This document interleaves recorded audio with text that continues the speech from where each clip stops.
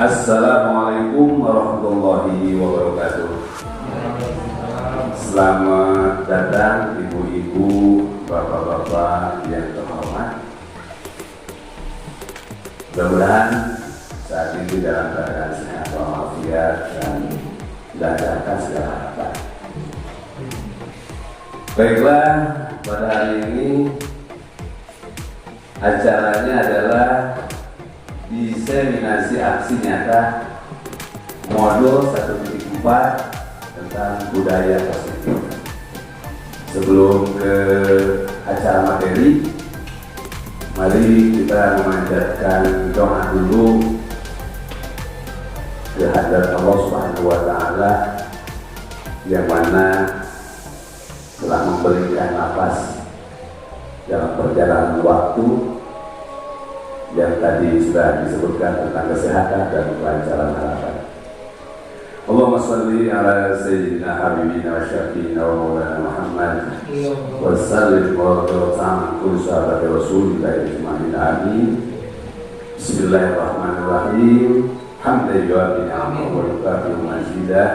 Ya Rabbana lakal hamdu kama yanbaghi li jalali wajhika karim wa 'azimi sultanik. Rabbi adkhilni mudkhala sidqin wa akhrijni mukhraja sidqin waj'alni min ladunka sultanan nasira. Allahumma inna nas'aluka mujibati rahmatika wa 'azama maghfiratika wassalamata min kulli ithmin wa ghanimata min kulli birrin wal fawza bil jannati wan najata minan nar wal afwa inda hisab. Ya Allah, lancarkan segala urusan-urusan kami, sehatkan segala keinginan kami dalam hidup ya Allah. Mudah-mudahan kami diterima dalam ruang apa yang Kau setujui. Rabbana atina fid dunya hasanah wa fil akhirati hasanah wa qina adzabannar. Bifadli subhana rabbika rabbil izzati amma yasifun wa salamun ala mursalin walhamdulillahi rabbil alamin. Baik, acara selanjutnya langsung ke materi yang akan dipimpin oleh Ibu Amila Sidi. Padanya dipersilakan. Bismillahirrahmanirrahim. Assalamualaikum warahmatullahi wabarakatuh. Terima kasih kepada moderator atas waktunya. Saya ucapkan terima kasih juga yang teramat kepada Bapak Ibu rekan guru sejawat di komunitas praktisi SD Negeri 1 Cibunar yang hari ini bisa membersamai saya dalam melaksanakan diseminasi aksi nyata modul 1.4 tentang budaya positif dalam pendidikan program guru penggerak angkatan 6 di Kabupaten Sukabumi. Bersyukur saya ucapkan kehadirat Allah karena berkat karunia dan rahmatnya kita bisa berkumpul dalam acara hari ini. Kemudian salawat beserta salam saya aturkan kepada baginda besar kita Nabi Muhammad Sallallahu Alaihi Wasallam, kepada keluarganya, sahabatnya, dan insya Allah kita pengikutnya hingga akhir zaman. Amin ya Allah ya Rabbal Alamin. Bapak Ibu sekalian, di sini saya akan menyampaikan melaksanakan pembahasan atau diseminasi aksi nyata modul 1.4 tentang budaya positif. Jadi aksi nyata ini harus dilaksanakan oleh setiap guru yang sedang melaksanakan kegiatan tadi pendidikan calon guru penggerak. Seperti yang Bapak Ibu lihat dalam tampilan layar, modulnya modul 1.4 tentang budaya positif. Sebelumnya saya mau bertanya dulu kepada Bapak Ibu sekalian, kalau budaya itu apa sih? Kebiasaan atau tradisi. Subhanallah, Masya Allah ya, udah bisa. Kalau positif berarti yang bagus. Dari kalimatnya sendiri berarti sudah tersemat ya, bahwa budaya positif itu adalah berarti kebiasaan atau apa namanya tuh, ya tadi ada istilah kebiasaan yang baik gitu kan, berarti seperti itu. Kita mulai. Sini Bapak Ibu sudah paham ya ini siapa tokoh ini? Ki Hajar Dewantara, Bapak pendidikan kita yang memiliki trilogi pendidikan. Ya, pemikiran itu, filosofi pemikiran Ki Hajar Dewantara itu adalah trilogi pendidikan. Yang pertama itu adalah Ingarso Sumbodo Ingmadyo Mangkarso Tuturi Hadayani. Upami Sunda Genah Ingmadya Mangkarsa, gitu kan ya? Ya, berarti yang artinya itu apa? Memberi contoh dari depan, membangkitkan semangat, kemudian dari dulu dan mendorong dari belakang. Ini filosofi dari pemikiran Ki Hajar Dewantara. Nah, sekarang kaitannya dengan makna budaya positif tadi, seperti yang sudah disampaikan di awal. Tadi secara bahasa budaya positif itu artinya kebiasaan yang baik, dan apa sih contoh penerapan positif yang telah kita terapkan di sekolah. Nah, di sini budaya positif di sekolah yaitu nilai-nilai dan kebiasaan-kebiasaan di sekolah yang berpihak pada peserta didik agar mereka dapat berkembang menjadi pribadi yang kritis, penuh hormat, dan bertanggung jawab. Berarti di situ ada indikator kepandirian juga. Jadi kebiasaan positif di sekolah itu tidak hanya bisa dilakukan oleh kepala sekolah saja, ya, dan tidak hanya bisa dilakukan oleh guru saja. Semua komunitas praktisi, semua warga sekolah itu harus ikut andil dalam penerapan budaya positif, mulai dari gurunya atau kepala sekolah sebagai pemangku kebijakan, kemudian di atasnya kepala sekolah ada pengawas juga kan, kemudian ada guru di situ yang terjun langsung terhadap siswa, ya, terhadap murid, ada murid juga, kemudian juga ada orang tua, ya, ada orang tua, termasuk tenaga pendidikan itu masuknya kepada ini juga kan, guru juga. Kemudian ada orang tua dan juga ada lingkungan sekitar. Nah, di situ akan membentuk sebuah ekosistem pendidikan yang baik, ya, seperti itu. Kita lanjut. Perubahan paradigma. Paradigma itu adalah bagaimana kita cara berpikir. Cara ini filosofi pendidikan Ki Hajar Dewantara. Guru sebagai petani dan anak itu sebagai tanamannya.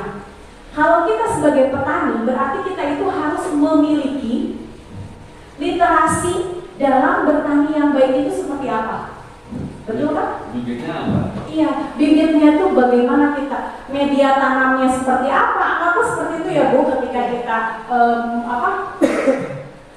melakukan tadi cara bertani yang baik itu seperti apa? Contoh tanaman misalkan kembang ya atau sebagainya. Bagaimana itu tanaman bisa tumbuh, bisa subur, berkembang dan memiliki akar yang kuat, itu berarti bagaimana petani itu dia bisa berliterasi, dia bisa mencari sebanyak mungkin sumber pengetahuan agar tanaman yang dia yang dia rawat, yang dia buat itu supaya menjadi tanaman yang baik, subur, berkembang, seperti itu. Mencari proses yang tepat. Nah, proses yang tepat. Proses yang tepat itu kan berarti ada ini apa ya? Ada semacam caranya kan, karena cara yang proses itu kan pasti panjang, tapi bagaimana cara-caranya itu prosesnya itu supaya tepat, supaya menghasilkan, berhasil. Contohnya seperti di sini misalkan hidroponik, ada hidroponik kalau misalkan ada yang salah berarti kan nanti hasilnya juga terlihat ya, seperti itu. Bedanya pendidikan dengan cara bertani itu kan, kalau bertani itu bisa dilihat dalam kurun waktu seminggu, sebulan. Wah, gagal ya, gitu ya. Kalau mendidik anak coba butuh bertahun-tahun kan? Standar proses. Iya. Jadi butuh waktu yang lama kan? Kelihatannya anak ini berhasil atau tidaknya nggak saat ini. Jadi kalau kita dalam mengajarnya itu misalnya yang kita lakukan itu kurang tepat cara memberi bibitnya itu ada kesalahan, atau cara menyimpannya atau menyiramnya kurang ini, pasti hasilnya juga kan nanti akan seperti itu. Nah, yang pertama itu dalam dunia pendidikan katanya seperti itu. Kalau saat ini kita salah mengajar anak, salah mendidik anak, gak akan saat ini yang kita rasakan, tapi nanti seperti itu ya. Nah, di sini kodrat alam dan kodrat zaman. Setiap anak terlahir dengan gaya uniknya, keunikannya masing-masing, bakatnya itu masing-masing. Kodrat alam dan kodrat zaman. Contoh, anak yang berada di daerah pegunungan pasti akan beda dengan anak yang berada di kota. Kodrat zamannya juga pasti akan berbeda saat kita mendidik zaman dulu dengan zaman sekarang. Filosofi Ki Hajar Dewantara ini selaras dengan apa yang disampaikan oleh salah satu sahabat, yaitu Ali bin Abi Thalib. Didiklah anakmu sesuai dengan zamannya. Kan sama. Mendidik anak itu tujuan pendidikan dalam filosofi Ki Hajar Dewantara salah satunya menghantarkan anak mencapai kebahagiaan dan keselamatan yang setinggi-tingginya sesuai dengan selaras dengan kodrat alam dan kodrat zamannya. Kalau Bapak cari. Iya, seperti itu. Zaman sekarang kan beda dengan zaman dulu kita waktu diajar. Nah, beda. Saat ini dunia sudah ke arah digital, memang zamannya seperti itu. Zaman dulu kita tidak ada WA kan, tapi zaman sekarang kan kita mengikuti itu perkembangan zaman, dan kurikulum itu kan mengikuti perkembangan zaman. Jadi mau tidak mau, bagaimana guru itu bisa berselancar dengan dinamika dunia pendidikan, tapi tidak melupakan nilai-nilai atau kultur kebudayaan yang ada yang kita pegang, seperti itu. Apalagi nilai Islam, nilai agama ya, seperti itu. Nah, di sini berpihak pada anak atau menghamba pada anak. Ini banyak kontroversi sebetulnya kalimat menghamba. Menghamba itu harusnya kepada siapa? Pada Allah. Di sini maksudnya Ki Hajar Dewantara, menghamba di sini adalah memuliakan. Bagaimana kita bisa bersikap memuliakan anak didik kita? Dipusti-pusti seperti itu. Iya, jadi berpihak pada melayani semua kebutuhan anak. Bagaimana memuliakan mereka supaya mereka itu merasa bahwa mereka itu ada bermanfaat, punya kelebihan. Tidak ada kan anak yang bodoh, tidak ada ya, tidak ada. Cuma anaknya ada yang cepat atau ada yang lambat dalam menangkap pembelajaran. Makanya ada hot ya, high order thinking sama low order thinking. Middle itu kan di tengah-tengah seperti itu. Kita lanjut Bapak Ibu. Perubahan paradigma. Untuk membangun budaya yang positif, sekolah perlu menyediakan lingkungan yang positif juga, aman dan nyaman, agar murid-murid mampu berpikir, bertindak dan mencipta dengan merdeka, mandiri dan bertanggung jawab. Lazimnya disiplin ini dikaitkan dengan kontrol. Dalam hal ini adalah kontrol guru dalam menghadapi murid. Menurut Bapak Ibu sekalian, kalau disiplin itu seperti apa? Disiplin itu diarahkan dipaksa. Diarahkan dipaksa. Terus? Difokuskan. Terus? Pada standar proses. Pada standar proses. Terikat dengan peraturan. Terikat dengan peraturan. Oke, alhamdulillah. Kaitannya dengan teori kedisiplinan, ini ada 5 posisi kontrol yang dimiliki oleh guru. Dan Bapak Ibu silakan lihat baik-baik selama ini Bapak Ibu ada di posisi yang mana terkait dengan kedisiplinan. Dalam penerapan disiplin positif restitusi, salah satu program yang dikembangkan adalah 5 posisi kontrol. 5 posisi kontrol dalam restitusi adalah proses perjalanan seorang pendidik agar dapat mengenali dirinya. Pada video kali ini, kita akan membahas tentang 5 posisi kontrol yang dikembangkan pengendalian dosen dan contoh penerapannya.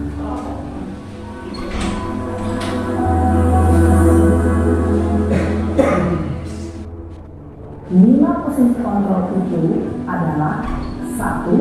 Posisi penghukum, 2. Posisi pembuat merasa bersalah, 3. Posisi teman, 4. Posisi pemantau atau monitor, dan 5. Posisi manajer. lebih memahami kelima posisi tersebut, mari kita saksikan kasus Naren yang terlambat hadir 20 menit di sekolah dan melihat bagaimana kelima posisi kontrol dalam menghadapi masalah tersebut.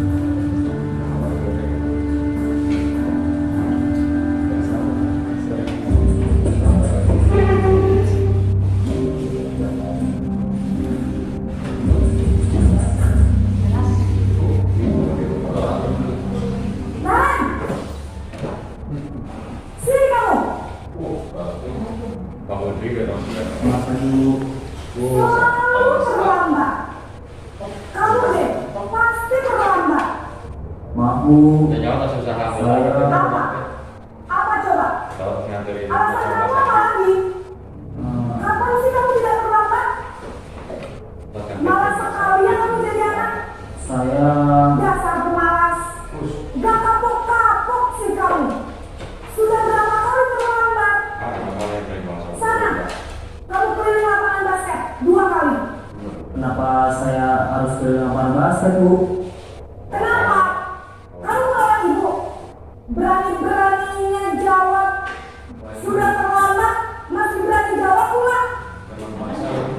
Sekarang, keliling lapangan basket 5 kali sekalian. Biar kapok. Cepat. Pergi sana ke lapangan basket. Posisi penghukum biasanya berbicara dengan nada tinggi, menghardik, menunjuk-nunjuk, menyakiti, dan menyindir. Hukuman bisa berupa fisik maupun psikis. Ibu dan bapak guru hebat. Dampak yang terjadi pada murid ketika guru berada pada posisi penghukum adalah murid cenderung akan memberontak, bahkan menyimpan dendam.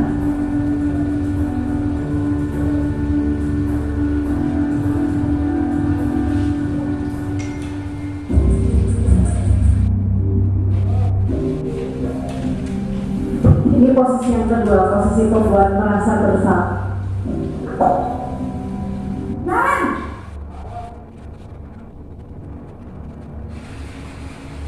Selamat pagi Bu.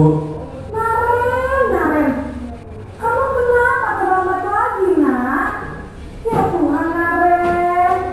Kamu senang ya bikin ibu susah ya? Bawa uang nggak? Kalau kamu terlambat lagi, nanti ibu yang ditegur bapak kepala sekolah, nak.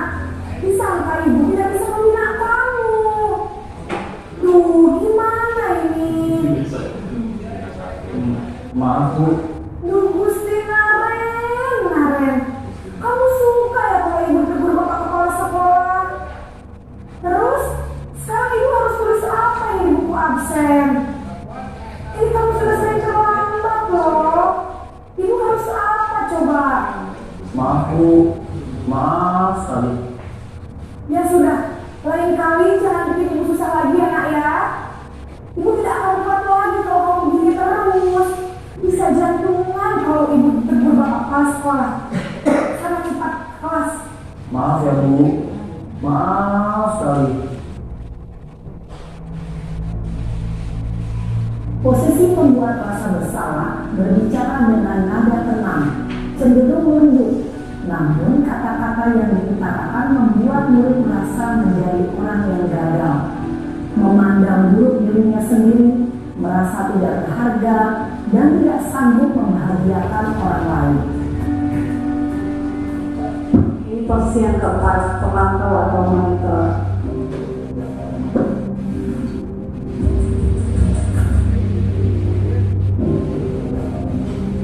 Naren! Aduh, dulu. Selamat pagi Bu. Naren, apa peraturan sekolah kita tentang jam berapa kita harus masuk sekolah, nak? Kita harus di sekolah jam 7 Bu. Iya betul, sekarang sudah jam 7.20. Naren sudah tahu konsekuensinya jika terlambat hadir. Paham Bu, saya harus tinggal kelas pas jam istirahat selama 20 menit. Iya benar, konsekuensinya demikian. Jadi nanti jam 9.30 pas istirahat, kamu harus tinggal di kelas, kerjakan tugas tambahan untuk ketertinggalan kamu, ya? Baik Bu. Posisi pemantau mengandalkan penghitungan atau data untuk mengontrol murid. kebiasaan murid berdasarkan peraturan dan konsekuensi. Seorang pemantau menunjukkan bahasa tubuh dan ekspresi wajah yang datar dan cenderung formal. Nah, ini posisi terakhir, posisi manajer.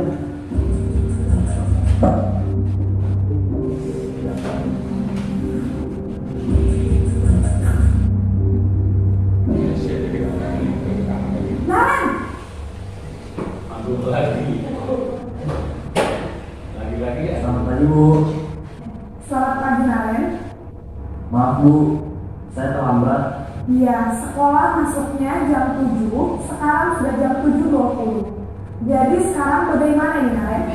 Maaf Bu, saya lupa setel alarm saya semalam. Baiklah, menurut kamu, keyakinan sekolah yang mana yang perlu kamu tingkatkan? Menghargai diri sendiri dan orang lain tidak Bu. Setuju. Jadi, apakah Naren meyakini prinsip saling menghormati tersebut? Iya Bu, saya meyakininya. Apakah Naren bersedia memperbaiki masalah keterlambatan ini? Bersedia Bu. Bagaimana kamu akan perbaiki masalah keterlambatan ini? Saya akan coba untuk tidak lupa menyetel alarm saya Bu. Baik, kalau Naren lupa menyetel alarm di rumah, ada orang yang kira-kira bisa bantu mengingatkan tidak? Ada Bu, kata saya, Kak Emma. Ada lagi selain Kak Emma? Selain Kak Emma, ada ibu saya. Baik, jadi yang mengingatkan Naren adalah Kak Emma dan ibu kamu ya? Kira-kira akan mulai saat kapan nih Naren? Setelah pulang sekolah, akan segera saya lakukan. Baik, jadi Naren akan setel alarm untuk bangun besok pagi dan akan diingatkan oleh kakak dan ibunda Naren ya. Ada lagi yang mungkin perlu dilakukan Naren agar tidak terlambat bangun lagi? Tidak ada Bu. Baik Naren, terima kasih untuk kerjasama kamu. Sekarang kamu perlu kembali ke kelas untuk belajar. Baik Bu, terima kasih. Posisi manajer adalah posisi kontrol yang disarankan untuk membimbing murid memiliki sikap disiplin yang positif, yaitu murid yang mandiri, bertanggung jawab, dan dapat memecahkan masalah. Tujuan dari posisi ini adalah agar murid dapat berefleksi atas tindakannya. Guru akan dengan tulus memberikan pertanyaan-pertanyaan bermakna, sehingga membuat murid dapat belajar dari kesalahannya dan mencari sebuah solusi untuk menyelesaikannya. Ibu dan bapak guru hebat, setelah mengamati adegan kelima posisi kontrol tadi, kira-kira posisi mana yang paling ideal? Posisi mana yang dapat menunjang motivasi intrinsik murid? Ya, tentu posisi manajer. Posisi ini memang posisi ideal yang ingin dituju setiap pendidik. Pada posisi inilah, guru dapat menerapkan disiplin positif yang berpihak pada murid, yang memerdekakan murid. Perjalanan seorang pendidik tentunya tidak mudah untuk sampai pada posisi seorang manajer. Namun, tujuan kita pasti, yaitu menciptakan murid-murid yang mandiri, merdeka, dan bertanggung jawab. Semoga penggambaran 5 posisi kontrol yang telah diperlihatkan ini dapat menjadi ajang refleksi bagi kita semua, agar dapat terus mengasah dan menerapkan disiplin positif yang memerdekakan murid. Mari terus berlatih dan bersemangat. Selamat menerapkan. Salam dan bahagia, Ibu dan Bapak Guru hebat. Nah, Bapak Ibu, dari tayangan video tadi, apakah yang Ibu dapatkan dari pemikiran dulu ya, dari mindset, dari paradigma Bapak Ibu sekalian, apakah ada yang kira-kira ini bahan refleksi ya tadi? Jujur, ketika sudah mempelajari budaya positif ini, saya banyak tertampar. Berarti selama ini, posisi saya banyak istighfar, akhirnya ya Allah astagfirullahaladzim, saya sebagai pendidik banyak kekurangannya, banyak hal yang ternyata masih minim sekali pengetahuan saya gitu.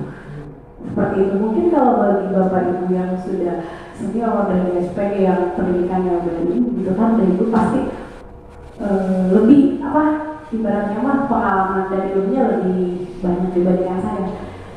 Tapi kan tadi ya, kalau kita mencari ilmu itu kan dari mana saja dan dari siapa saja. Dilihat apa yang disampaikan, bukan siapa yang menyampaikan. Jika itu memang baik untuk pendidikan, ya kita harus ambil itu dan kita selaraskan dengan kondisi kita juga gitu. Tapi kan kalau dilihat dari tadi tayangan posisi 5 posisi kontrol, kira-kira Bu Neni ada di posisi berapa saat ini?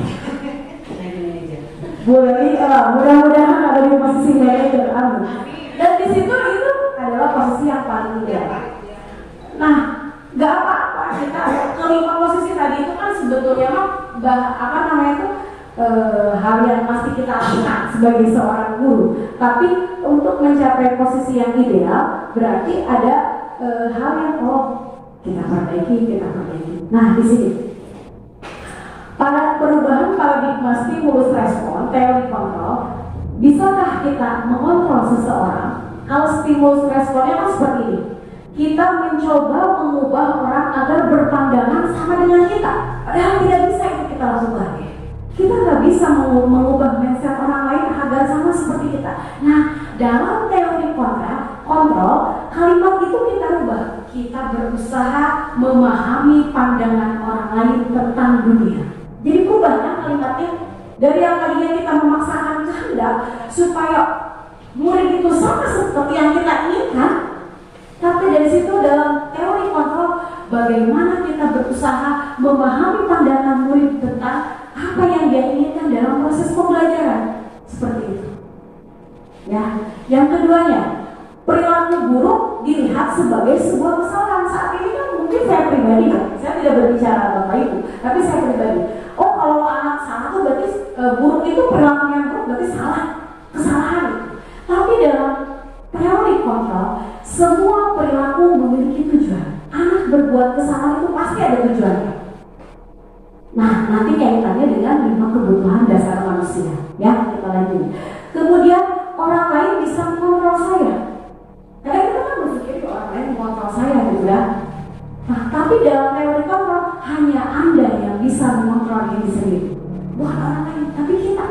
Berarti di situ tumbuh motivasi intrinsik yang dari dalam diri kita, bukan karena faktor tadi. Kalau faktor dari luar itu ada ketergantungan. Ya, tapi kalau tumbuhnya dari dalam diri kita, berarti ada kesadaran yang timbul dari diri kita, kemandirian itu timbul dan tanggung jawab itu ada. Seperti itu. Ya, Audrey, kalau tadi melihat tayangan tadi, Audrey ada di posisi berapa? Saya di posisi kebebasan. Jadi berbicaranya yang tadi teori kontrol. Saya selalu memberikan kebebasan. Berarti manajer ya, udah di posisi manajer, masya Allah. Kalau Pak Andi gimana Pak Andi? Mungkin semuanya juga ada, Bu, termasuk itu, tapi untuk manajerial jauh sih saya, belum ke situ. Tapi ada nggak setelah menonton tayangan tadi mungkin Pak Andi? Iya, makanya kita berefleksi Pak Andi. Ya kan manusia itu kan harus berefleksi kan? Refleksi itu kan bagian dari apa? Kegiatan kita mengupayakan untuk bagian evaluasi kan? Apa kurangnya? Nanti yang harus Kalau saya lihat dari diperbaiki. tayangan tadi itu ya dalam kondisi syariat dibahas ada maksiat dan qauli. Ya. Rata-rata dari tadi itu maksiat qauli ya, dari 1 sampai 3. Jadi bagaimana kita menjauhi maksiat qauli. Kalau ditinjau dari syariat itu pengisan antara Allah.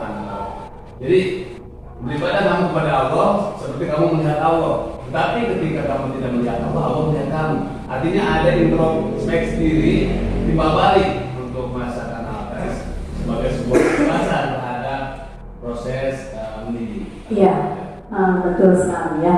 Nah, kita lanjut ke pemaksaan ada pada saat bujukan gagal. Ketika kita membujuk anak tempatnya masing-masing terkait pembelajaran di dalam kelas. Contohnya, nah karena kita menerapkan budaya positif, nih contoh, saya terapkan udah di kelas 6, kelas 4, kelas 5, kelas 2, kelas 1, kelas 3 karena kondisi ya jadi belum sempat. Nah di sini kesepakatan kelas tadi dari sekian anak yang hadir, saya kasih stick note untuk mereka itu mengisi apa kesepakatan yang kelas yang ingin kalian sepakati bersama keyakinannya. Anak-anak pada tulis. Rata-rata dari semua yang anak tulis, ini kan mereka berarti diberikan kesempatan untuk mengeluarkan pendapatnya. Keinginan saya contohnya, salah satu anak, kesepakatan kelas panggilan, jangan sambil ngobrol. Aturan belajar jangan bermain, tidak boleh makan saat jam belajar, tidak boleh lari-lari sedang belajar, jangan berantem. Yang lainnya ada di sini, tidak boleh berantem. Hampir, jadi keinginan anak itu ternyata ketika dikerucutkan oleh saya itu hampir sama. Cuma kalimatnya itu mereka berbeda-beda ya, tapi memang hampir sama di sini. Ada nih kayak Abdul, tidak boleh marahi teman, tidak boleh memukul teman. Kan sama aja, tidak boleh berantem kan? Kata-katanya seperti itu. Ada juga tidak boleh berbicara saat guru sedang menjelaskan. Nah, dalam budaya positif ini, kata tidak boleh, kata tidak dan jangan itu adalah kalimat negatif kan ya? Betul nggak Bu ya? Nah, bagaimana caranya supaya budaya positif juga bisa diterapkan dalam kalimat keyakinan kelas itu yang nanti itu dalam kesepakatan kelas ini menjadi keyakinan kelas yang bisa diterapkan oleh anak didik kita di kelas, itu menghindari kalimat negatif tapi menggunakan kalimat positif. Contoh, kalimat tidak dan jangannya kita hilangkan. Diam dan mendengarkan penjelasan guru ketika belajar. Kalimat negatifnya kan nggak ada ya, seperti itu. Anak kan diam, tidak berbicara kan, berarti tidaknya itu hilang. Karena ketika melaksanakan kalimat negatif itu tidak dan jangan, itu kadang dilakukan oleh anak. Secara apa namanya itu? Kalau itu kan apa ya? Disebutnya itu sugesti. Nah, sugesti kan hal yang itu ya, baik dan buruknya itu kan kalimat yang baik dan buruk suka tersugesti kan. Anak itu bahkan kita sendiri duduk yang rapi di bangkunya masing-masing. Tadi kan jalan,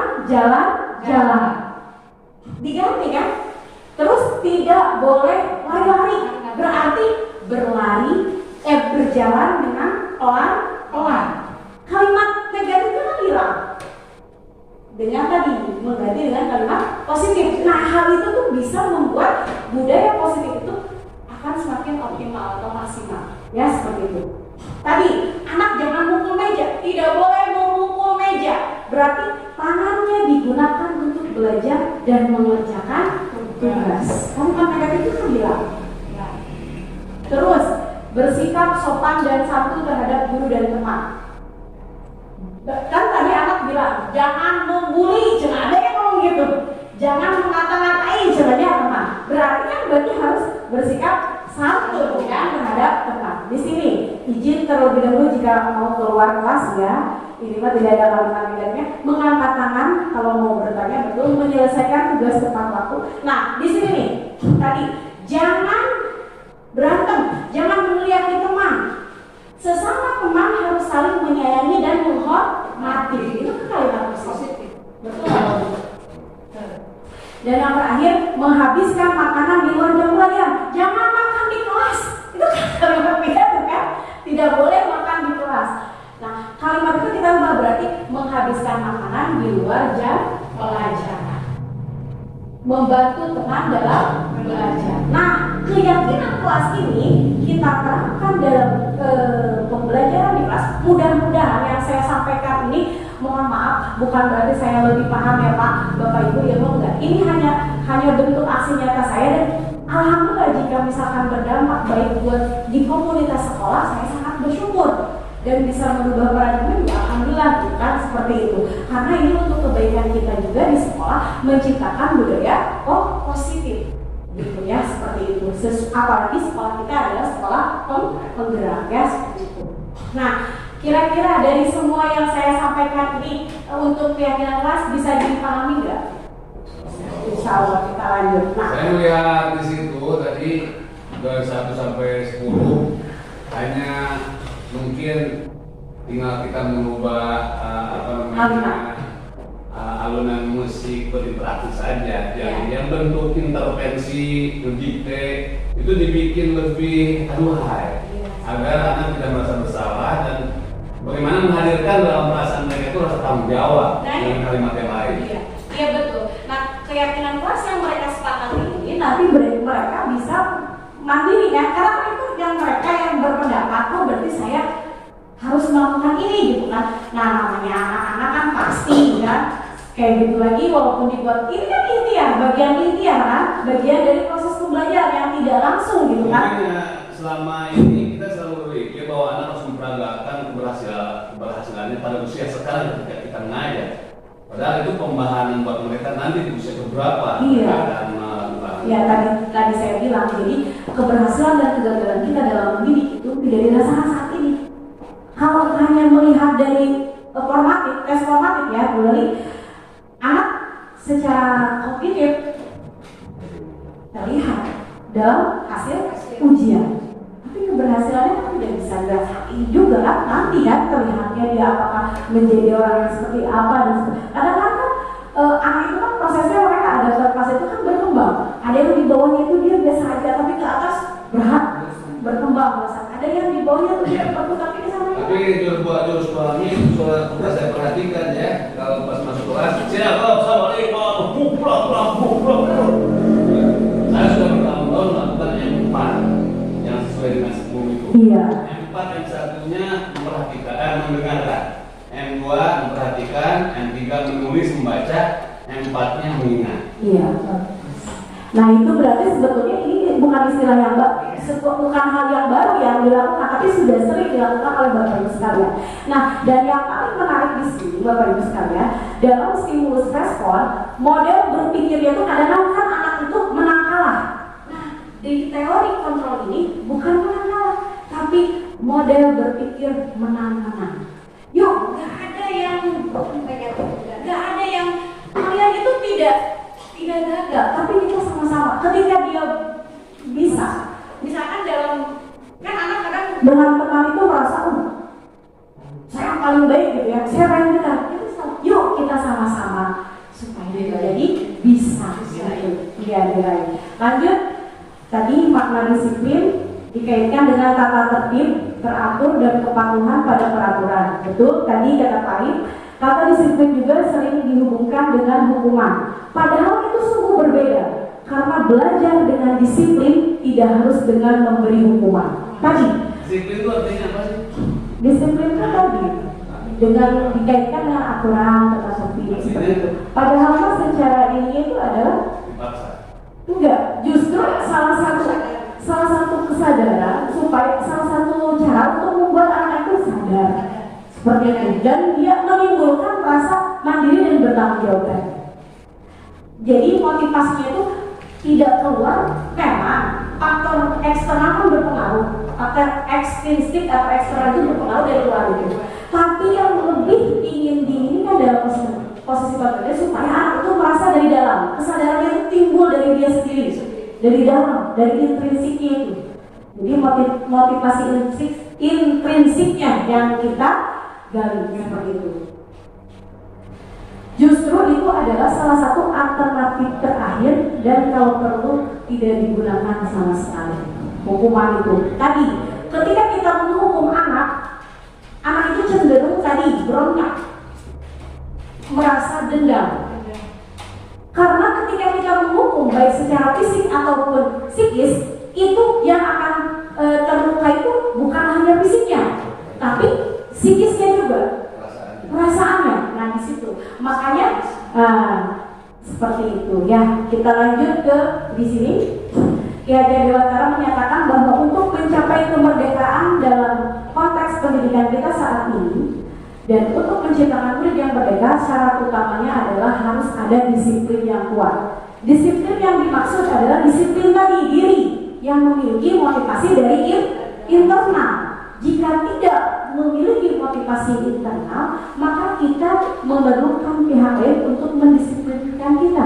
Tetap memang perlu dari motivasi eksternal itu, tapi itu kan sebagai bentuk bantuan kan pihak lain. Jadi yang paling utama itu harus menimbulkan kesadaran dari diri sendiri. Nah, di sini ada teori motivasi perilaku manusia.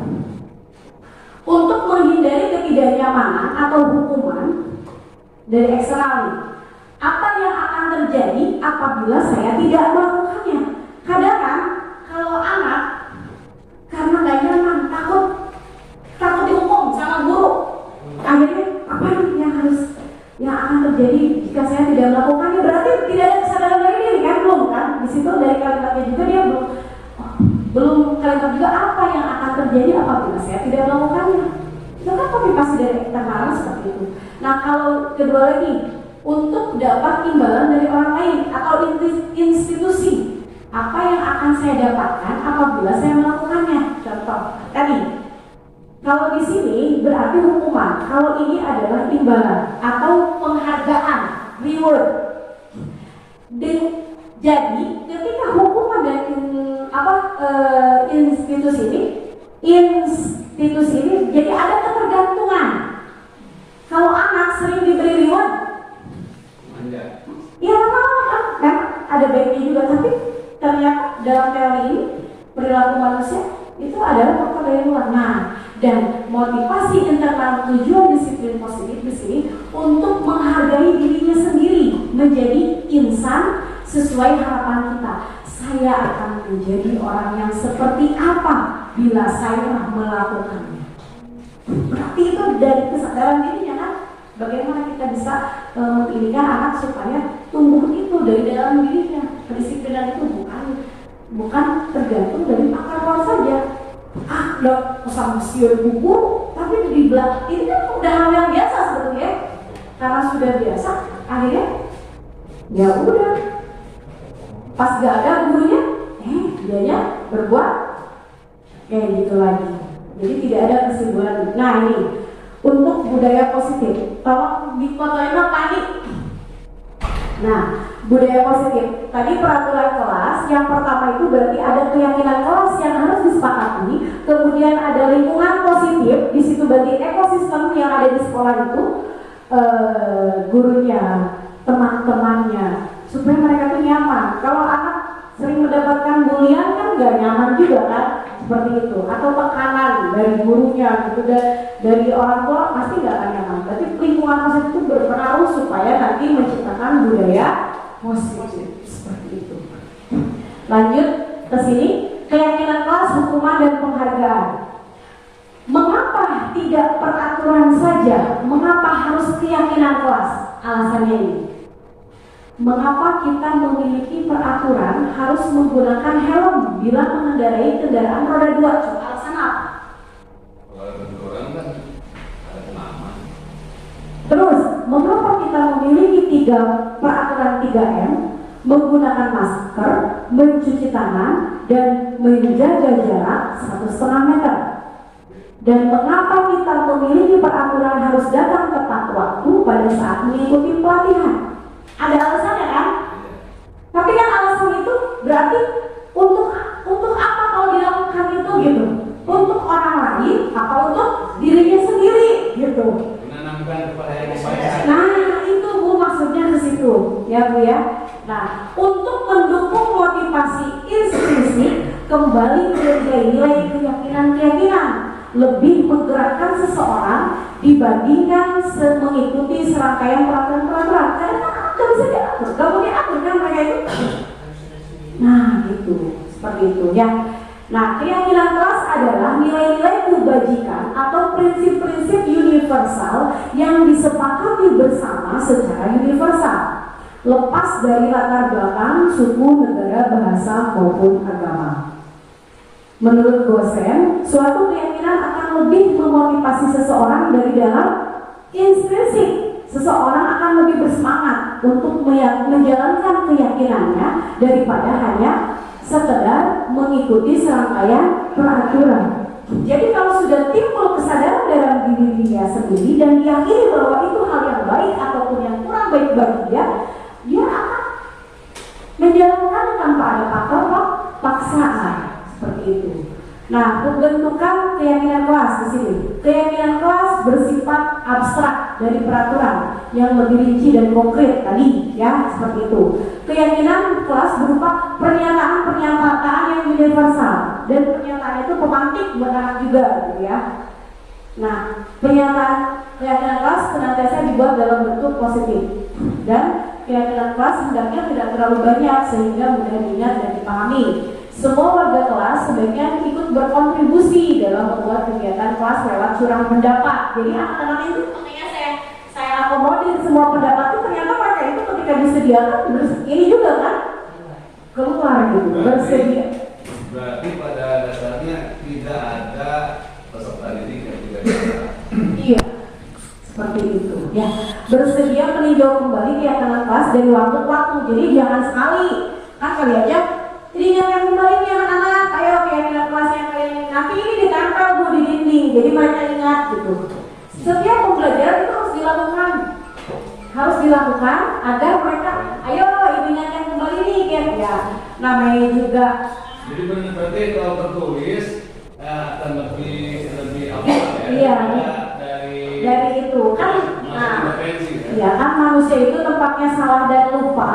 Nah, dengan ditulis dan disimpan ditempel di dinding kelas itu kan berarti oh iya, itu nanti bisa diingat. Hal yang baik terus dibiasakan jadi karakter kan? Oh, aku nggak boleh lari-lari ya? Jangan nggak boleh tadi. Itu anak yang baca. Iya. Baca itu, oh ternyata aku nggak boleh lari-lari kalau misalnya. Iya gitu. Nanti ini budaya positif dan terus harus dibiasakan. Karena pembiasaan budaya positif itu tidak cukup dalam waktu sehari 2 hari dan tidak cukup karena saya juga hanya oleh satu guru saja. Jadi semuanya harus ikut, harus menyamakan kita persepsi bareng demi budaya positif di sekolah kita seperti itu. Cuma di sini tantangannya gini, emosional ya. Iya. Manusiawi, guru punya tekanan emosi yang berbeda kan. Iya. So bayangkan kan udah pintar hari kakeknya kan gimana kan bahaya gitu. Guru bisa hari kakeknya, guru paham hari kakeknya gitu. Kita kan hanya butuh membekali mereka. Iya itu tadi betul. Kita itu hanya menuntun. Tugas kita itu hanya menuntun mereka, menghantarkan mereka mendapatkan kebahagiaan dan keselamatan setinggi-tingginya, selaras dengan perkembangan zaman dan alam dan kodrat zaman. Sekarang kita lihat tanaman deh. Apakah tanaman itu tumbuhnya sama sekaligus? Tidak kan? Ada yang berbeda-beda kan? Proses tumbuhnya itu walaupun bibitnya sama, media tanamnya sama, cara memupuknya oke sama, disiram oke sama, misalkan sehari 2 kali misalnya. Tapi kenapa kok ada yang cepat ini badannya ya? Ada yang lain itu kan berarti apa? Faktor dari memang beda-beda tadi. Anak itu memiliki karakteristik atau kebutuhan yang berbeda-beda. Kita nggak bisa memaksakan kepada anak dan kita juga tidak bisa menyampingkan atau menafikan apa sih bakat yang dimiliki oleh anak. Ya kadang-kadang menonton ya berpikir anak itu diajarkan seperti harus satu karakter gitu dengan metode bebas. Enggak, makanya pembelajaran berdiferensiasi itu tadi kan anaknya ada yang autistik ya, audiostik, ada kinestetik ya, ada yang cenderung mendengar kan, anak itu ada yang senangnya mendengar, ada yang cenderung banyak gerak, kinestetik ya. Berarti kan itu anak-anak yang aktif gitu ya biasanya. Ada yang dia melihat gambar gitu kan, video seneng gitu, kayak gitu. Ada yang mungkin anak yang ketika diganggu dia senang juga ada yang kayak gitu. Nah di situ kita juga itu bagaimana caranya supaya bisa melayani semua karakteristik atau gaya belajar anaknya heterogen, bukan homogen tapi heterogen. Seperti itu ya Bu. Lanjut ke sini. Nah peraturan. Mohon maaf sebentar lagi. Nah di sini peraturan selalu kembalikan buku ke tempatnya di dalam keyakinan kelas atau nilai kebajikan yang ditunjuk tanggung jawab. Kalau anak selalu kembalikan buku ke tempatnya, kayak anak kelas 2 dicoba 1 minggu ini. Kalau kalian mengembalikan buku berarti harus mulai dari sini. Nah anak udah tahu, berarti keyakinan kelas itu udah terini gitu kan, udah tertanam. Dilarang mengganggu orang lain. Harusnya kalimatnya menghormati orang lain dan diri sendiri. hadir di sekolah 15 menit sebelum pembagian nilai, menghormati orang lain, komitmen pada tujuan. Dilarang melakukan kekerasan, keselamatan, menghormati orang lain. Dilarang menggunakan narkoba, berarti untuk kesehatan, keyakinannya dia memahami bahwa itu adalah untuk kesehatan. Bergantian atau menunggu giliran berarti menghormati orang lain dan berarti apa? Kesabaran. Dan gunakan masker demi apa? Demi kesehatan dan keselamatan. Jangan berlaku guru di sini. Mencatat 100 kali di dalam buku kalimat, saya tidak akan terlambat lagi karena terlambat sekolah. Maksudnya hukuman atau konsekuensi? Hukuman atau konsekuensi? Ya hukuman itu berupa hukuman. Mencatat 100 kali di dalam buku kalimat. Tapi dulu hukuman itu asal tidak berfisik kan? Ya. Kalau itu kan diajar nulis sudah. Nah, ada prinsip seperti itu dulu. Lebih baik anak disuruh menulis. Kalau sanksi daripada kita fisiknya. Baheula eta kan? Iya. Nah itu. Ya, maksudnya berarti kan memang pahit hukuman. Berupa hukuman itu kadang dipaksa itu kan harus Iya. menulis. Dipaksa. Ini mah kan hanya pertanyaan tidak akan dulu Ya. atau hukuman atau konsekuensi. Nomor 2, lari mengelilingi lapangan basket 2 kali. Fisik itu nggak bisa. Hukuman, maksudnya berarti Fisik hukuman. bisa. Murid, mohon murid diminta untuk push up 15 kali karena tidak menggunakan masker ke sekolah. Ini di luar jam pelajaran loh Pandi ya. Kalau di olahraga mah kan cuma ada ya pembelajaran seperti itu. Ini mah di luar jam olahraga. Murid diminta untuk push up 15 kali karena tidak menggunakan masker ke sekolah. Itu hukuman atau konsekuensi? Menggantikan kertas tugas teman yang telah dicoret-coret, hukuman apa konsekuensi? Konsekuensi. Gantian sama. Membersihkan tumpahan air di meja tulis karena tersenggol. Ya. Berarti Bapak Ibu udah paham kan akar meminta murid tidak mengenakan sepatu seharian di sekolah karena tidak mengenakan sepatu hitam. Hukuman itu. Hukuman. Tidak. Ayo. Jangan bisa. Gara-gara muridnya pakai sepatu hidung, tuh pakai sepatu. Lari mengelilingi lapangan basket 2 kali karena terlambat. Udah paham berarti ya. Nah tuh betul jawabannya. Tadi beres semua atas sekolah, beres. Bentar. Nah, perbedaan hukuman dan konsekuensi. Dalam hukuman, di hukuman sesuatu yang menyakitkan harus terjadi, benar gak? Tadi fisik dan psikis. Kalau di konsekuensi sesuatu harus terjadi. Berarti tanggung jawab. Membuat anak, kalau dalam hukuman itu membuat anak sakit fisik maupun hatinya untuk jangka waktu yang lama. Kalau di konsekuensi membuat anak merasa tidak nyaman dalam jangka waktu pendek. Jadi penerapan konsekuensi tadi itu dibandingkan hukuman lebih bagus mana Mbak itu? Konsekuensi. Nah, anak membenci kedisiplinan kalau hukuman itu cenderung kalau semakin kuat ya anak kalau sering kuat ada kesel. Kalau konsekuensi ada motivasi penanaman rasa tanggung jawab. Nah itu dia tadi. Anak membenci kedisiplinan. Kalau dalam konsekuensi anak menghargai kedisiplinan. Di hukuman ada paksaan. Kalau di konsekuensi stimulus dan tanggapan. Ada rangsangan dan juga tanggapan. Apa tadi manfaatnya buat saya? Dan kalau saya tidak melakukan ini, apa nanti akan terjadi? Manfaatnya itu buat saya itu apa? Keyakinannya gitu kan yang diberikan. Mendorong anak menyakiti diri sendiri kalau hukuman itu. Kalau konsekuensi mendorong anak agar mudah menyesuaikan diri. Nah, dalam konsep diri yang buruk, di hukuman itu konsep diri yang buruk. Kalau di konsekuensi, konsep diri yang baik. Di hukuman, anak belajar untuk menyembunyikan kesalahan. Dan usaha sendiri kamu akhirnya mah di belakang, di depan gurunya baik, tapi di belakang berarti kan dia menyembunyikan kesalahan kan? Seperti itu. Anak belajar untuk mematuhi peraturan bukan karena takut dan merasa ini, tapi dia bertanggung jawab. Ini kan sebetulnya hal yang biasa terjadi ya. Hukuman, marah, rasa bersalah, dipermalukan. merasa nggak dihargai. Lamun. Nah, secara agama saja, ketika orang lain salah, dinasehati di depan umum, itu sama saja meledek, merendahkan, menghina. Makanya kalau menasehati itu jangan di depan umum, jangan di depan orang banyak, harus secara merasa. Karena itu sama, kalau kita menasehati orang lain di depan orang banyak, itu sama saja menghina atau meledek, merendahkan harga dirinya. Bayangkan anak di depan orang banyak, kan pasti kan anaknya akan, dan anak itu kan daya ingatnya itu tajam, seperti itu.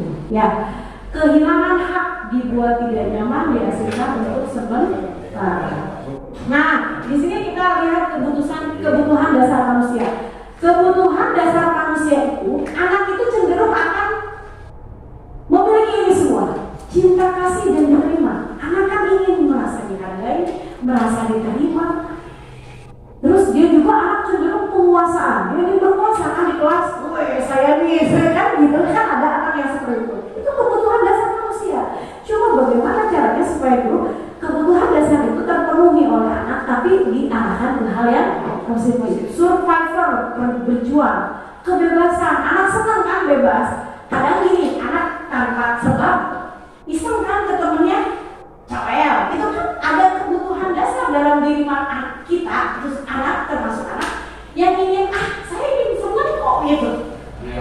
Anak begitu jahit, itu kan kebutuhan dasar manusia. Salah satunya kesenangan ini masuk karena faktor kesenangan, kebebasan. Anak bebas berpendapat, ya seperti itu.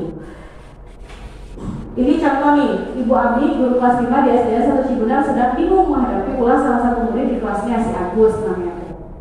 Beberapa anak telah datang dan mengeluhkan Agus yang seringkali meminta bekal makan siang mereka dengan paksa. Jika Anda menghadapi situasi seperti Ibu Abi, apa yang Anda akan lakukan? Menurut Anda, kira-kira apa alasan Agus melakukan hal itu? Coba, si Agusnya sering meminta, kira-kira dia faktor apa? Kebutuhan dasar manusianya kemana? Ke penguasaan dan kebebasan dan juga kesenangan kan? Seperti itu. Nah, kita bagaimana menyikapinya? Berarti kita harus menjadi tahu, dalam konsep penerapannya kebutuhan dasar manusia ini, kita sebagai guru harusnya mencari tahu dulu alasannya si Agus melakukan tindakan tersebut agar memenuhi kebutuhan mana yang sedang dipenuhi, berusaha dipenuhi si Agus. Apabila Agus karena ia lapar dan orang tuanya tidak membawakannya bekal makan siang, besok malam ya, berarti kebutuhannya adalah untuk bertahan hidup, untuk survive kan? Ada saya di rumahnya tidak uang jajan kurang, makanan kurang, akhirnya dia seperti itu kan? Malam kalau udah pulang anak, makanan diambil, berarti dia itu kebutuhan hidupnya yang tidak tercukupi untuk bertahan hidup. Apabila jawabannya si Agus karena ia senang temannya jadi memperhatikan dia, berarti dia cari perhatian kan? Contoh kan ada anak, berarti dia butuh cinta dan kasih sayang, kebutuhan untuk diterima. Berarti kan anak itu melakukan tadi kesalahan itu, berarti kalau dalam teori disiplin positif, apakah itu sebuah kesalahan? Tidak, tapi sebuah kebutuhan dasar yang harus dimiliki oleh seorang anak. Jadi kita dalam teori ini bukan mencari siapa yang salah dan siapa yang benar, tapi alasannya dan untuk mencari solusi seperti itu. Kemudian apabila jawaban Agus adalah dia merasa hebat karena temannya jadi takut dan menuruti keinginannya, kan kadang-kadang anak yang suka ngajeger ya, berarti kebutuhannya adalah penguasaan, pengakuan atas kemampuannya. Saya mandi aku, saya hebat gitu kan, seperti itu. Dari sini, kemudian yang keempat, apabila jawabannya si Agus karena dia merasa bosan dengan bekal yang dibawakan ibunya karena selalu membawakan bekal yang sama, berarti dia itu kebutuhannya adalah kebebasan, kebutuhan akan pilihannya untuk pilihan. Saya gak mau ini terus, mau yang lain.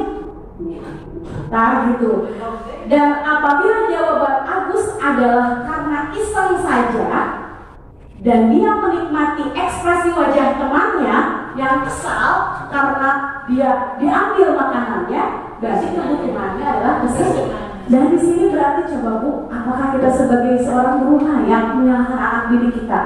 Kalau dilihat dari kebutuhan dasar manusia, pasti ada sebabnya anak tersebut melakukan kesalahan tadi.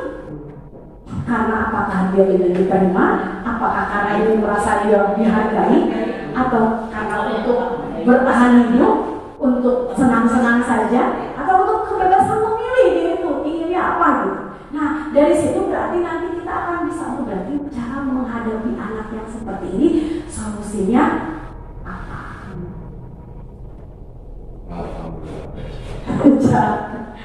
Nah, gini ya Bu ya. Nah sekarang yang terakhir ada restitusi. Tadi, kalau yang ini kan tadi udah ditonton ya tayangannya 5 posisi kontrol. Restitusi. Restitusi adalah proses menciptakan kondisi bagi murid untuk memperbaiki kesalahan mereka sehingga mereka bisa kembali pada kelompok mereka dengan karakter yang lebih kuat. Ciri-ciri restitusi bukan untuk menebus kesalahan, namun untuk belajar dari kesalahan. Memperbaiki hubungan, tawaran bukan paksaan. Restitusi menuntut untuk melihat ke dalam diri. Restitusi mencari kebutuhan dasar yang mendasari tindakan. Restitusi diri adalah cara yang paling baik untuk memperbaiki diri. Restitusi juga fokus pada karakter bukan tindakan. Restitusi fokus pada solusi, bukan mencari siapa yang benar dan salah. Dan restitusi mengembalikan murid yang berbuat salah pada kelompoknya. Nah, dalam segitiga restitusi ini, di sini ada 3 segitiga. Yang pertama itu adalah menstabilkan identitas. Tadi, jika ada anak yang salah, kita jangan langsung menyalahkan kamu ini, gitu ya. Enggak. Tapi kita tadi dari 5 kebutuhan dasar tadi itu apa gitu kan? Distabilkan dulu. Setiap orang pasti pernah melakukan salah. Kamu bukan satu-satunya yang pernah melakukan ini. Gak apa-apa nak. Setiap orang kan sudah biasa melakukan kesalahan, dan kamu bukan satu-satunya orang yang melakukan ini. Yang lain juga pernah melakukan itu. Distabilkan dulu identitasnya. Kemudian setelah itu apa? Validasi tindakan yang salah. Divalidasi tindakannya. Divalidasi tindakan mereka. Nih di sini divalidasi.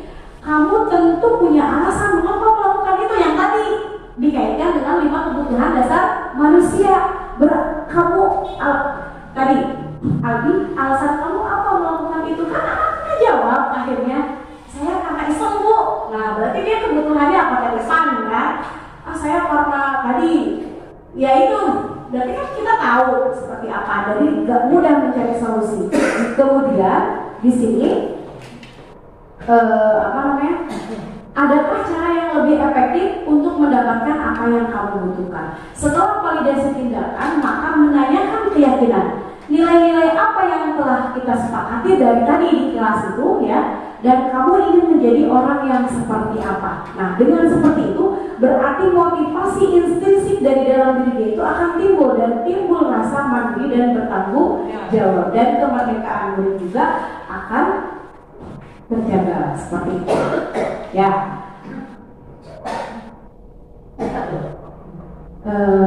Di sini saya akan tayangkan sedikit terakhir untuk contoh dari tayangan segitiga restitusi, validasi tindakan, dan untuk anak yang tidak melakukan ini terakhir ya. Setelah ini contoh dari video restitusi yang saya telah terapkan dan saya lakukan. Nah di sini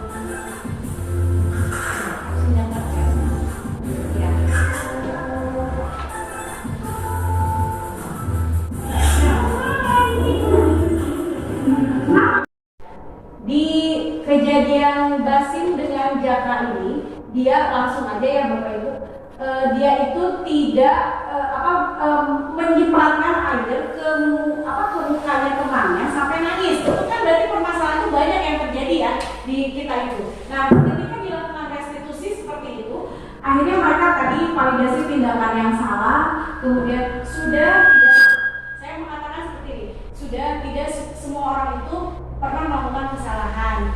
Itu berarti distabilkan dulu, kemudian setelah itu divalidasi tindakannya bahwa tindakan yang kamu lakukan itu menginikan keyakinan kelas atau tidak, terus ditanyakan keyakinan kelasnya, keyakinan apa yang telah kamu sepakati. Nah, dan dari hasil kegiatan restitusi ini, ternyata ini tanggapan anak. Ini bukan karena saya ya, mereka memberikan tanggapan sendiri. Bagaimana tanggapan kalian ketika dilakukan restitusi? Mulai kelas 4 dari SD Negeri 1 Cibulan. Saya merasa senang karena guru saya yang kumpul, tapi mengatakan untuk memperbaiki kesalahan dan menjadi anak yang mandiri dan bertanggung jawab. Terima kasih. Assalamualaikum warahmatullahi wabarakatuh. Nah, dan yang menarik itu adalah di anak kelas 6. Anak kelas 6 ini setiap hari Jumat mereka itu perempuannya itu tidak pernah menggunakan baju. Jadi baju muslimnya itu beragam. Saya bilang seperti ini. Saya adakan restitusi karena memang terlihatnya banyak. Nah, dan ketika itu dilakukan, mereka saya ajak lakukan restitusi seperti ini, mereka senang dan itu nempel. Jadi sekarang anak-anak sering nggak ada yang pakai baju muslimnya beragam anak perempuan itu ya, tapi mereka menggunakan baju seragam di sekolah. Itu hasil dari restitusi yang koordinasinya kira-kira buat kali di sekolah. Kalau saya yang melakukan juga ini tuh suatu berapa ini? Badannya sudah besar-besar ya. Bisa. Kalau menggunakan seragam, bukan seragam. Oh, baju dulunya. Oh, bajunya kecilan. Ya, yang karena badannya sudah besar juga ya. Dia sudah kecilan. Ya, betul tidak? Tidak apa-apa. Semua orang itu pernah melakukan kesalahan. Ini namanya menstabilkan identitas. Sama lupa menggunakan sepatu atau jalan muslim juga ya. Nah, paling penting bagi ibu-ibu mengenai kalian tahu nggak tindakan kalian itu melanggar aturan sekolah tidak? Melanggar aturan ya. Kalau itu kalian bukan sama. Nah, untuk memperbaikinya kamu tidak. Ya, lebih baik ya. Kalaupun misalnya seragamnya sudah kekecilan, kamu menggunakan baju yang seragam sekolah yang semua, ya. Kalau misalnya yang cara untuk semua, kita itu yang dipakai, ya. Kalau ke atas nama semua, ke bawah tidak pakai ya. Seperti itu ya. Nah, tindakan kalian tadi melanggar dengan kesepakatan kelas nggak? Kira-kira jadi pelanggarannya apa? Tidak menggunakan kalau begini kan jadi beragam ya, bukan seragam. Kalau seragam kan seragam ya, seragam itu sama. Kalau beragam macam-macam ya. Ini begini kan sudah karena kita di sekolah, jadi kita harus taat. Ya, nah siap ya. Nah sekarang kalau kalian siap untuk untuk memperbaikinya, kira-kira buat kalian ya yang dirasakan akan seperti apa? Namanya apa?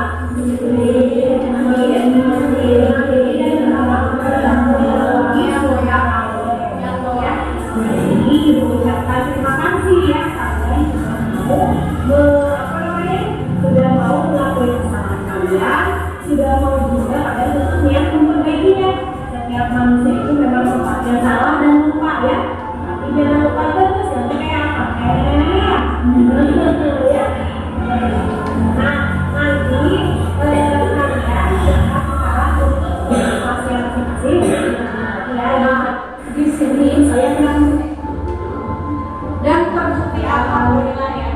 Yang mungkin ini apa sih namanya pegawai ini sama Pak bisa tahu setiap hari Jumat anak-anak sekarang pakai bajunya baju itu ya, baju seragam terus sama ini karena kan awalnya memang begitu gitu kan, kayak saya restitusi dan ambil berhasil termasuk juga kayak yang tadi ya kan Ibu, pertanyaannya seperti ini, bagaimana kalau ketika sudah direstitusi kok begitu lagi ya anak-anak gak apa-apa Bu, karena kan ini tadi segala sesuatu itu kan tidak bisa langsung tadi ya, dan tapi dengan terus-menerus setidaknya dilakukan itu akan menjadi sebuah kebiasaan, diingatkan anak terus-terus.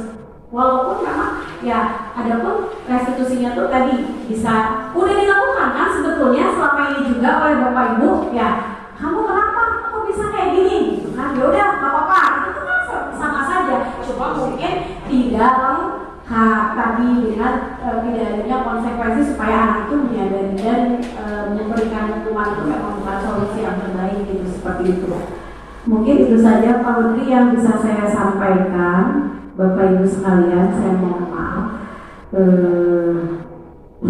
di sini apa namanya tadi saya tayangkan di video cukup sekian, dalam mudah-mudahan ini bermanfaat bagi Bapak Ibu sekalian. Saya sangat berharapnya dari sekian waktu yang dari tadi sampai sekarang itu kita lalui bersama, mudah-mudahan ada minimal apa ya yang nempel di benak Bapak Ibu sekalian, membawa sebuah perubahan paradigma yang baru yang bisa Bapak Ibu terapkan juga, dan kita sama-sama belajar juga. Saya juga sama masih belajar dan di agama gitu ya, dalam agama juga seperti itu, bahwa sebaik-baiknya manusia itu yang bermanfaat bagi manusia lainnya. Mudah-mudahan membawa kebermanfaatan dan ilmu yang saya dapatkan di dalam aksi nyata ini didiseminasikan kepada Bapak Ibu sekalian juga, mendatangkan kemanfaatan dan keberkahan ya. Mungkin hanya itu yang bisa saya sampaikan. Terima kasih atas penyampaian materi ini, mudah-mudahan bermanfaat bagi kita semua, dan ini adalah sebuah cita-cita yang mulia tentunya. Dan kita sadari bahwa menjadi guru pun tidak mudah, gitu. Tidak mudah menjadi seorang guru, itu perlu kita sadari. Maka yuk pelan-pelan kita mengasah diri mencari jadi seorang guru yang sebenarnya. Mudah-mudahan dalam perjalanan kita mengabdi kepada nusa dan bangsa menjadi hal yang bermaslahat bagi generasi selanjutnya. Demikian hari ini pertemuan acara diseminasi aksi nyata model 1 dikbat tentang budaya positif. Kita tutup dengan kalimat doa. Rabbana atina fid dunya hasanah wa fil akhirati hasanah wa qina adzabannar.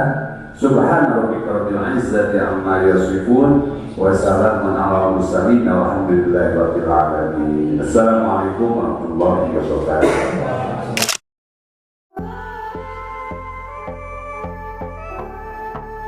Assalamualaikum warahmatullahi wabarakatuh. Nama saya Putri Nasaruddin, guru kelas 3 di SDN 1 Cibonar. Alhamdulillah setelah saya mengikuti diseminasi aksi nyata modul 1.4 tentang budaya positif yang disampaikan oleh Ibu Amila Smini selaku CGP Angkatan 6 Kabupaten Sukabumi. Saya menerima pencerahan sebegitu banyak kekurangan saya sebagai guru, banyak yang harus dicatat kembali bagaimana saya harus mengajar dan mengarahkan peserta didik di sekolah kami. Mudah-mudahan budaya positif yang telah diterapkan oleh Ibu Lasmini di sekolah kami dapat memberikan pencerahan yang lebih baik ke depannya. Terima kasih. Assalamualaikum warahmatullahi wabarakatuh. Assalamualaikum warahmatullahi wabarakatuh. Perkenalkan, nama saya Tuti Hernawati selaku Kepala SD Negeri 1 Cibunar, Kecamatan Kadudampit, Kabupaten Sukabumi.